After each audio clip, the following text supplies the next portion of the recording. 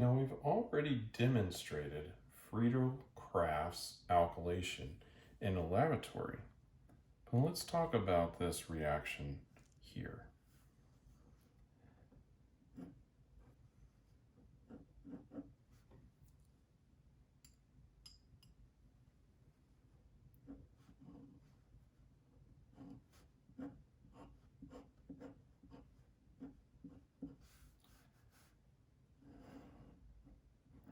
So this is a way to add alkyl groups onto an aromatic ring.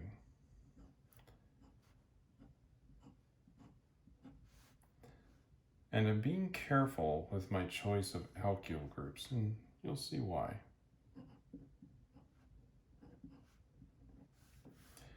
So we have an alkyl chloride, and it is an sp3 hybridized carbon, and we're adding aluminum chloride.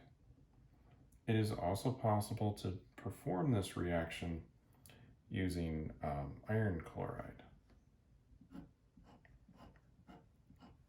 But I think that the aluminum chloride is more popular.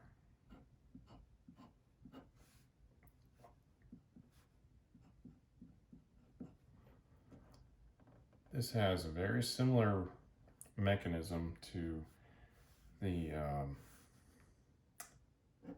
chlorination or halogenation of benzene.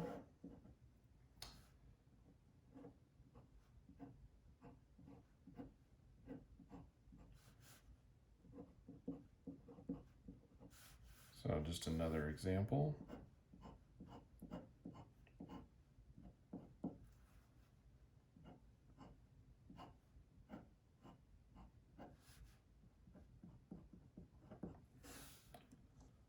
So you can see the utility in this reaction. Let's go over the mechanism now. So first, we'll have our aluminum chloride.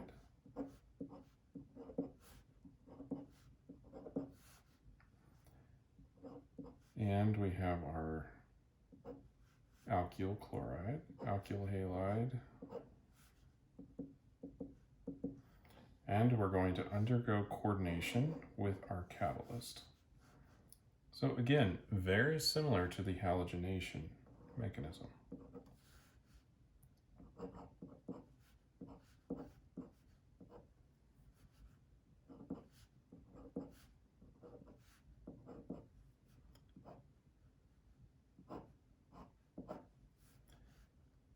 Now there's going to be a formal positive charge on the chlorine and a formal negative charge on the aluminum. And then we will break this bond in between the carbon and the chlorine. And then those electrons will associate with that chlorine.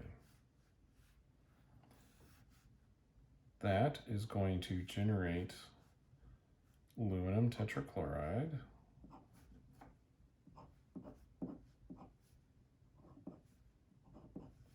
which will have a negative charge, and it's formally on the aluminum.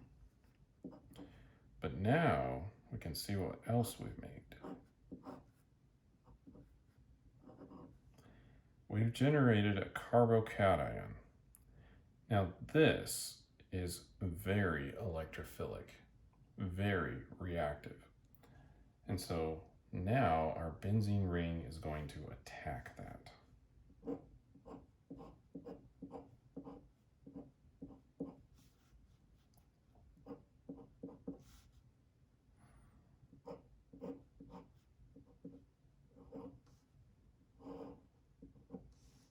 Like so.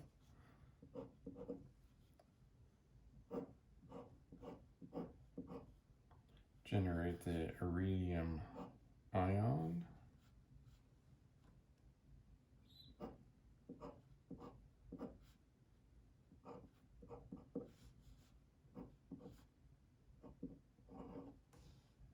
We have our plus charge there. Now we also still have this aluminum chloride hanging around in the solution. And so that is again going to act like our base. So kick off that hydrogen, and those electrons will then transition down and reform the aromatic ring.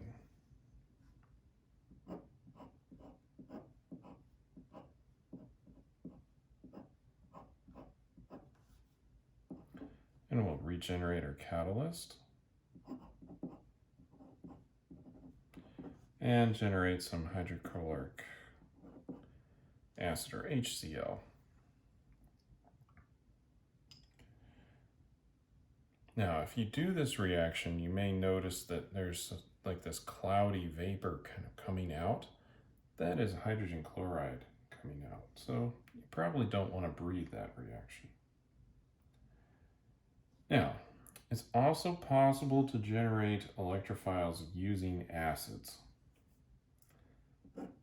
So if we think back to when we had talked about SN1 and E1 reactions,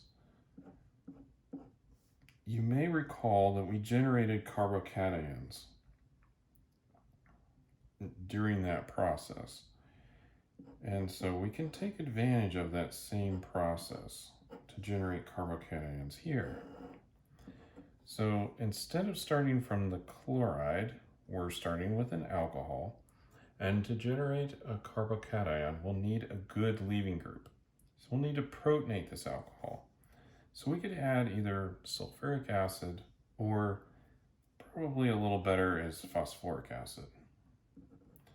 I think it will have less side reactions. If we do that, then we can generate the same product that we did using the alkyl chloride. And again, we're just using this to generate the carbocation, the tertiary carbocation. And it's relatively easy to generate. And so that's one of the processes for making this reaction happen. We could also do this second reaction a little differently by protonating an alkene. And when we do that, we generate a carbocation. So here's our alkene, cyclohexene, and we'll just protonate that. And when we do, we will generate a carbocation somewhere on that ring, and since it's symmetrical, we will generate one product, just like this.